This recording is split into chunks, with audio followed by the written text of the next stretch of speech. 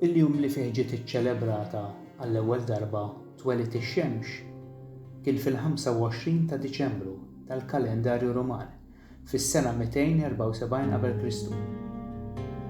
Minn dik is-sena l quddiem din il-festa baqgħet tiġi ċċelebrata mill-Knisja Kattolika Rumana. Però s-sinifikat ta' din il-festa fil-pubbliku kienu għadu jiġi espost bil-kontra tal-verità u l-intenzjoni ta' dan tanti ovvja li jenfasi fuq tali dettall ftit li xejn il-merita. Però għal ġieħ min mhux infurmat ser nispjega fil-qosor. Biex tara trid l-ewwel tixgħal id-dawl u tiftaħ għajnejk.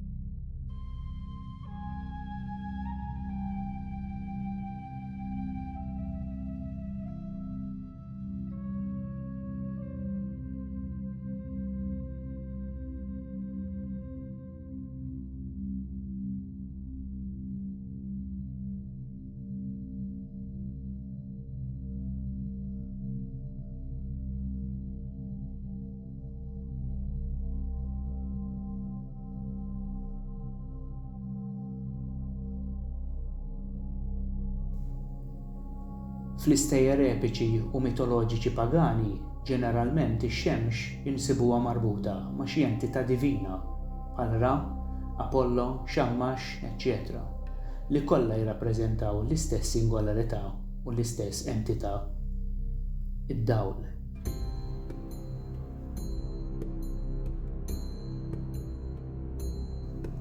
Il-verità qiegħda hawn. Dawn l-entitajiet huma kollha simboliċi u ma jirrappreżentaw xejn ħlief id-dawl. L-istess għamlu l-Kattoliċi Rumani li minnhom ħarġu denominazzjonijiet Kristjani oħra u li kollha juru xbijat ta' Ġesu bid-dija tax-xemx ma' rasu, eżatt kif insibu fi xbijat pagani ta' reliġjonijiet tax-xemx u tad-dawl. Issa d-dawl x'inhu? U b'din il-mistoqsija sempliċi bl-ebda mod ma jinqiegħed nirreferi għad-dawl tax-xemx, jew dak tan-nar, jew dawl ieħor iġġenerat bit-teknoloġija moderna. Id-dawl u l-erf. Fuq l-erf hemm erf divin li jekk toqgħod taħseb ftit u l-iżjed arma formidabbli u potenti li teżisti fl-infinità. Din l-arma l-Knisja Rumana riedet iżżommha moħbija bl-intenzjoni li tuża hi u hi biss. Pjazza San Pietru li ħafna jsibuha bħala St. Peter Square ma hijiex square xejn. Anzi, il-forma ta' din il-pjazza hi pjuttost sferika, infassla u ppjanata biex tirrappreżenta x-xemx u n-numru figurattiv 12 li huwa ekwivalenti għal kostellazzjonijiet primarji. L-istess insibu fl-imsejħa dix-xipri ta' Ġesu li fit-Testament il-Ġdid insibu li huma 12. Kull wieħed minn dawn it-12 hu riflessjoni simbolika ta' kull membru fil-ġerarkija astroloġika.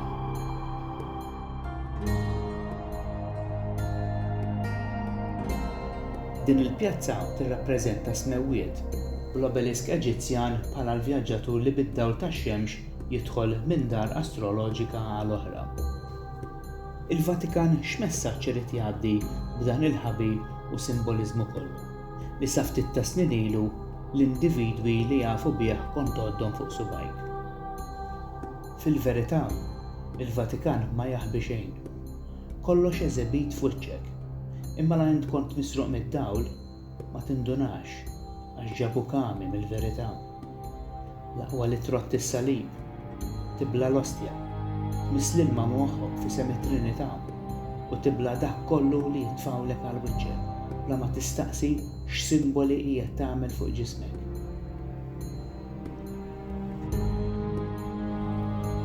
It-tnax-il dixxiplu ta' Ġesu huma kollha fittizi maħdumin fi xbejat astroloġiċi.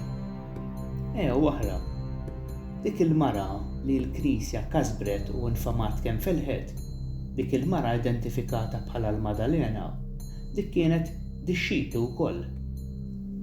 U mhux biss, imma l-kap fuq id-dixxipli kollha. Kif nafwah dan? Da Vinci f'wieħed mill-pitturi tiegħu jurina nitfa' dettall subliminali.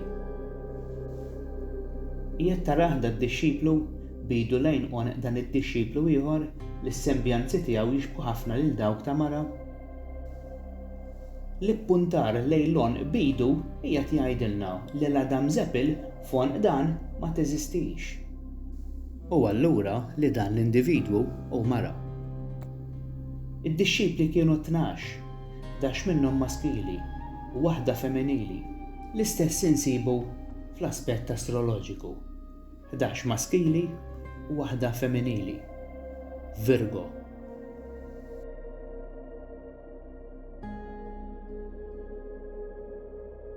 Tnax il-kostellazzjoni iduru max-Xemx.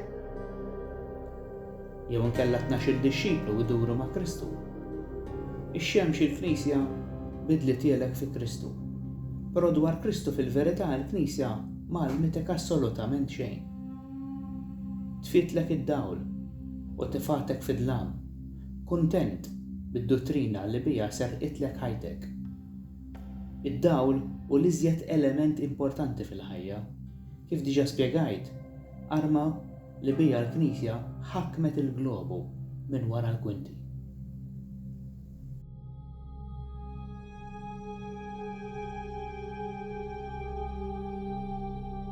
Il-festa sakra għal din l-arma naturali tant b'saħħitha hi Dies Natalis Solis Invicti li tfisser id-dawl qatt mirbuħ. Issa jekk dan il-vers napplikawh mill-aspett storiku u allura mill-aspett litterali kelma b'kelma kif dejjem ġejna malma ġewwa l-iskejjel kemm governattivi u kemm privati, dan il-vers ma jagħmel l-ebda sens għax bażikament b'dan il-mod il-vers jiġi qed jgħid ix-xemx qatt mi mirbuħa.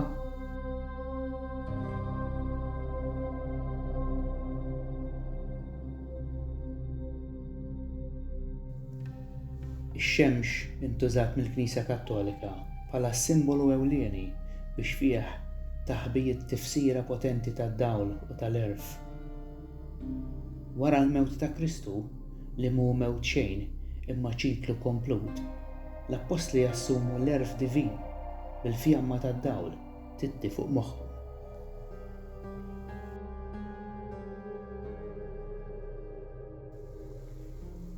Fil-fema personali tiegħi, il-filosfu jew filosfi ta' dan il-vers ma kinux qegħdin jirreferu direttament għal dak il-ballun tan-nar li naraw fis-sema.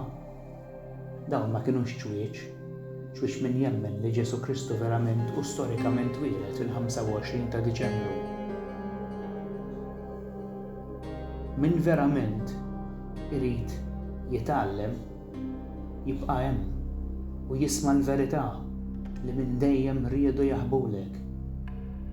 Iftaħ widnejk sew u ifhem li dak il-vers li għadu jidwi sal-lum Dies Natalis Solis Invicti kien kompost biex jirrappreżenta id-dawl divin u li fi kliem ieħor hu erf u erf biss.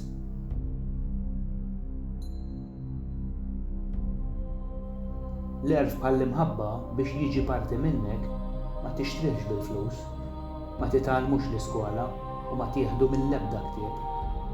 L-erf jispunta mid-dlam, mill-esperjenza, mill-iżball. Il-ħajja mimlija tagħlim, lezzjonijiet u esperjenzi, però dan hu biss il-bidu. Meta tasal tifhem il-ħajja mill-lajn filosofika, dik lajn li tara dak kollu li lajn fiżika ma tarax, hemm imbagħad tkun dejt dieħel fl-erf divin, fejn tibda tħoss il-verità bil-konxu tiegħek iżjed milli tara b'għajnejk u taraf tifhem l-ingann iżjed mill-moħħ li safa vittma tal-istess ingann id-dottrina d-dieħ.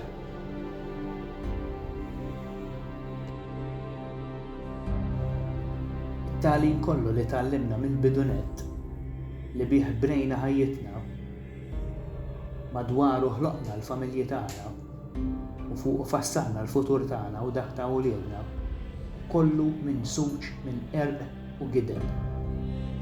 Mhix ta' bxejn imsejħula tibgħat titfal id-dottrina biex jaħslulhom moħħhom kollox barra bil-verità. Din id-dottrina sa ftit ta' snin ilu kienet imposta fuqna bil-liġi mit-twelid mingħajr għażla u libertà.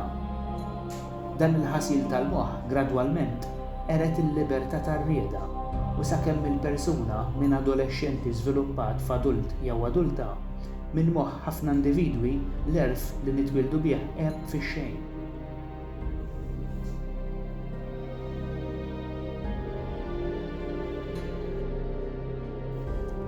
Dawk ta' bla wiċċ dan l-erf ma jridux issibu u iżjed tipprattika fil-ħajja ta' kuljum.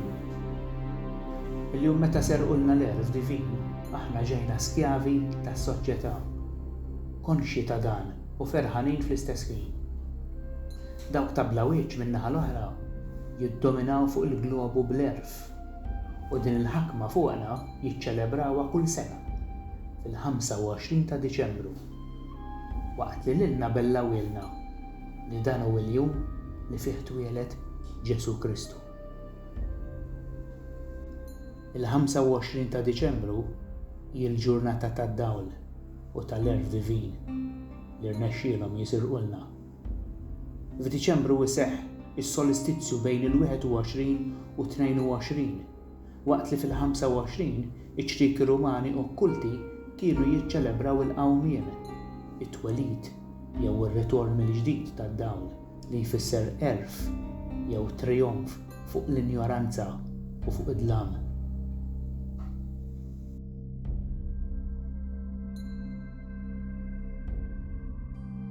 Ħafna minna jqisu s-siġra tal-milied bħala dekorazzjoni. Però min studja s-simboliżmu pagan jaf li din is-siġra mi dekorazzjoni xejn. Hemm qiegħda fil-ktieb tal-Ġenesi, kapitli 2 u 3. Taf li dik is-siġra tirrappreżenta lilek? Taf li dik is-siġra hija s-siġra tal-ħajja? Però fil-Ġenesi hemm żewġ tipi ta' siġar u t-tnejn li huma jirrappreżentaw il-bniedem fl-interità kollha tiegħu u dawn huma s-siġra tal-erf u s-siġra tal-ħajja. Hawn ser nispjega kif il-Knisja Kattolika għaqdet dawn iż-żewġ siġriet f'siġra waħda.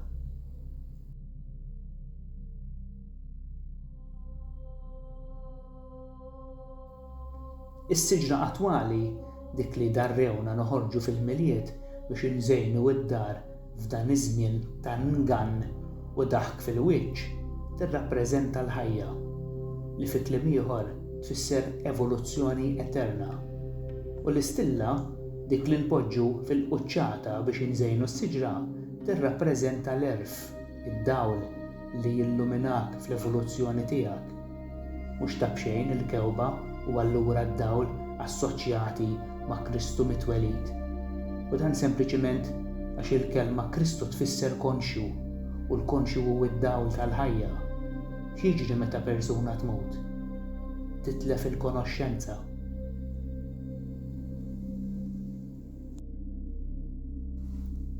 Id-dawl fejn jinsab? Aħseb ftit. Id-dawl jinsab f'rasek li hi l-quċċata eżattament fejn għalmuna npoġġu l-istilla tiddi bid-dawl. Imma ma qalulniex għalfejn is-siġra tagħna inżejnuha b'istilla. Ikkontempla ftit għalfejn ma qalulekx. Anke meta tikkontempla, awtomatikament tidħol fit-tempju biex issib id-dawl. Infatti il-kelma tikkontempla għalhekk tenfasizza daqshekk it-tempju għax il-ħsieb u l-intuwizzjoni hemm issibhom.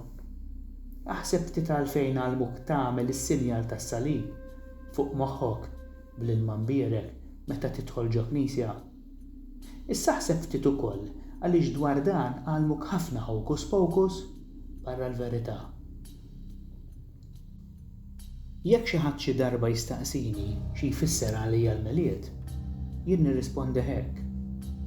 Attakk malizzjuż u terroristiku fuq l-umanità. Il-jum meta sar l-iżjed sabotaġġ distruttiv fl-istorja tad-dinja.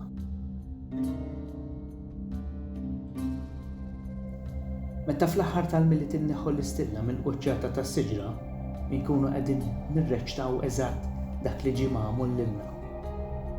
Hekk neħħewlna d-dawl minn ħajjitna, preċiżament kif int iż-żarma l-kewba u minflok temawna dak li riedu huma. Mela tinsiex, is-siġra hi int u l-istilla hi l-erf li jiġġenera f'moħħok fit-tempju divin li hu rrappreżentat bl-istilla, il-crown chakra fi kliem ieħor jew lajn spiritwali. Ftakru ftit dak is-simbolu massoniku u dak tax-xirka tal-imdawlin li msejħa Illuminati. Il-piramida tfisser il-ġerarkija divina li jien tevolvi fiha biex tassumi l-illuminazzjoni wara li tesperjenza issir għarif u tikseb id-dawl. Iż-żwieġ divin bejn Kristu u Sofija iseħħ fit-tempju bejn il-crown chakra u l-pineal gland li jekk ma tafx dawn qegħdin ġo rasek. Il-Bibja hi l-atlas umani li ħafna huma dawk li missinterpretaw l-erf kbir li hemm miġbur ġo fiha.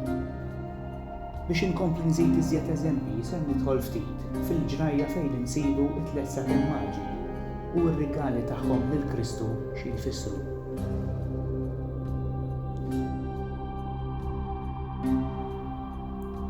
Id-debb. Dan jirrappreżenta id-dominju divin fuq ir-renju ta' kull bniedem. Inti ir-re jew ir-reġina tar-renju tiegħek. L-inċens. Dan hu r-riħa tar-reżin li hu meħud mis-siġra magħrufa bħala Boswellia Sacra. Dan l-inċens jiġi maħruq fit-tempju tar-renju tiegħek. Ifhem li t-tempju jinsab mistur fil-quċċata ta' rasek. Hemm isir il-qima għax id-dawl divin hemm qiegħed. F'azzjoni sakra spiritwali int taħraq l-inċens biex il-fwieħa tiegħu titla' l fuq lejn it-tempju. It-twemmin Kristjani qis il-Knisja bħala d-dar tal-Alla. Fil-verità, dik id-dar tirrappreżenta t-tempju etern li jinsab f'kull individwu. Permezz tal-pineal gland u l-crown chakra int tagħmel konnessjoni mal-infinità. Il-qima fejn issir? Fil-Knisja, fil-quċċata, fir-ras, fit-tempju. Kull darba li int tagħmel is-salib fuq moħħok tkun qiegħed tagħmel reenactment tal-istorja Biblika tas-siġra tal-ħajja u s-siġra tal-erf. Is-salib ifisser ħajja mhux mewt. Dak is-simbolu uman insibuh fit-twemmin ta' kull reliġjon fid-dinja tal-qedem u dik klassika.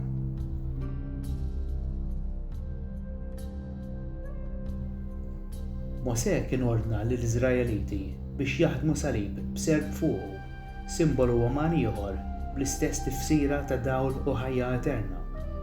L-istess Mosè kien ordnat jinżaħafi meta tela fuq il-quċċata għax hemm kien qiegħed jirfes fuq post sakru. Għalhekk int simbolikament bħala rigali ngħatajt l-inċens dan toffrih lid-divin permezz ta' fwieħa li tiġbed minn imnifsejk u minn hemm jitla' għal moħħok fit-tempju fil-quċċata tal-ġisem li huwa post sakru. Mirra. Il-mirra tissimbolizza l-mewt tal-ġisem fiżiku u s-sofferenza ta' dan il-mewt. Finalment, kull bniedem matul ħajtu hu responsabbli għall-aġir tiegħu, kemm tajjeb u kemm ħażin. Fl-aħħar mill-aħħar, kull bniedem irid jerfa' salibu biex taħt dan it-toqol jara fil-ħażin u jaħfer lilu nnifsu bil-patt li fir-riġenerazzjoni u fit-twelid mill-ġdid f'ġisem ieħor ipatti għal ħażin li wettaq fil-ħajja preċedenti u jirranġa emilu billi jitgħallem mill-ħażin tiegħu stess. Minn fuq is-salib tal-ġudizzju tal-pjena, tal-maħfra u tal-ħajja ngħaddu għar-riġenerazzjoni, għal twelid mill-ġdid biex minn hemm inkomplu nissaħħu fid-dawl etern u infinit.